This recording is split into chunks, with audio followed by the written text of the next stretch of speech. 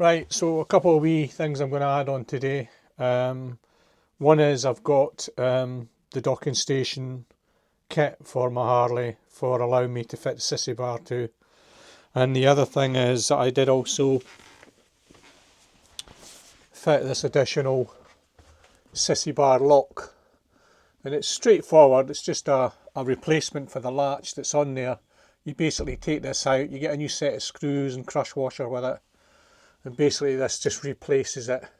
And the idea being that you can lock this so that somebody can't just take your Sissy bar straight off your bike. It could be locked with this. Just a wee bit extra security. But I thought I would show you what comes off the Sport Glide. And what comes off, of course, is the standard kit that you've got fitted for docking the cases onto. Now, the instructions aren't overly clear, but basically when you get the kit, you get two different types of bobbins or spacers. One has got the T on it. There's a T on it. I don't know if I can show you. Maybe we'll show you. There's a T on it. And the other one doesn't have anything on it. The one with the T on it goes on the rear end of the bike, and this one goes to the front end of the bike. So what do you have to do? Basically you have to take the take the original bolt and spacers off.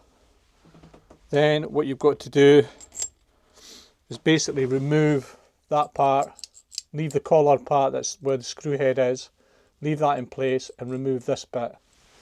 And then all you're doing is taking one of the spacers, in this instance the T1, and put that in its place. And that will then go back into the rear of the bike. And then same with the other one, just replace it like so. And that'll go to the front of the bike. And that's basically it. And the only other thing is, it's always worthwhile getting as much of the thread locker stuff off as you can before you apply any new stuff. And that's it. So I'm going to fit those back on the bike. I'm not going to show you me fitting those because I think there's enough videos out there. Alright, I just thought I would do a little bit about the torque wrenches that I use. For many years, and I'm talking probably about 40 years, I used this no bar torque wrench on my motorcycles, and it was the range of it was 8 to 54 newton meters. It was perfect for a lot of jobs. It was always 100% reliable. It's never let me down. It still works today, although it's looking really rough and scruffy. The no bar sticker's all worn off it. Actually, if you get a pair of pliers and set it, it works beautifully. It's never let me down. It still works to this day beautifully. But it was time to replace them, and it's well overdue to be replaced. And I found out that Halford's torque wrenches are actually rebadged no bars. So I decided that because I'd been so faithfully serviced by this little tool, that I would invest in the Halford's. Torque wrenches, you probably find my motorcycle, for most stuff you can get by with a 12 to 16 newton meter torque wrench. I tend to, I would have, I had this before, and I had a more heavy duty one for sort of the bigger bolts. And I would never use this on the bigger bolts, and I'd never use the bigger bolts on bolts I would use for this. It's kind of like getting the right tool for the right job. And so there's a bit of a crossover for me with the torque wrenches. And for example, for doing these docking kit bolts, it's saying 28 to 37 newton meters. Well, that's going to be sort of perfect in the range for this one for me to use.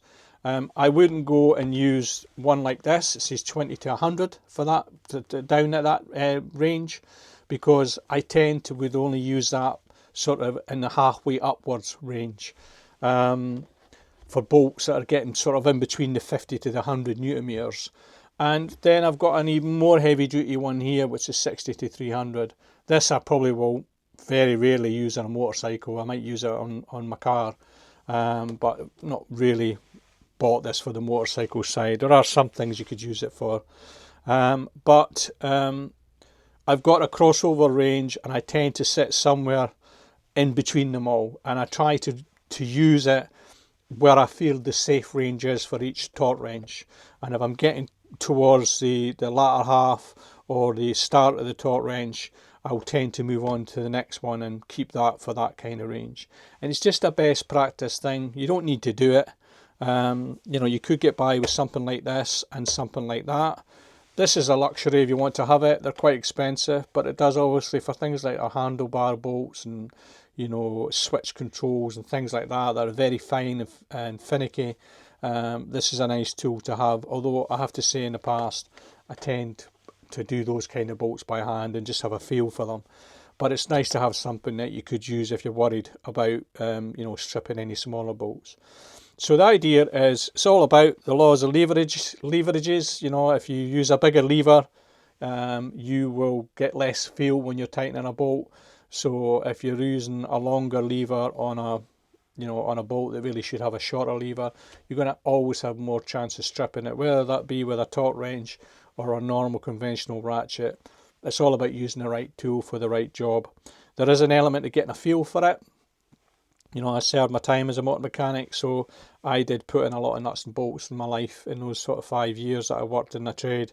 And that was a good foundation for me. I've got a good feel for that. So I don't necessarily feel that there's some things that I would need to use a torque wrench for, but I just do. If it's got a torque value, I'll use a torque wrench. It's just something that is a best practice. You don't need to do it. You don't need to go to this sort of expense of 4 torque wrenches. But because if you're doing a lot of work though, you know, like anybody, you've got a tool set, it's your investment, isn't it? And if it saves you breaking bolts and having a catastrophe, then it's always better to have the right tool for the right job. Anyway, I'm going to leave it at that, and I'm just going to bash on and do some work. I'm not going to film me fitting the Sissy bar bolts. I think there's enough things out there. I just thought I'd give you a wee catch up. Anyway, enjoy your weekend. Take care. Bye for now.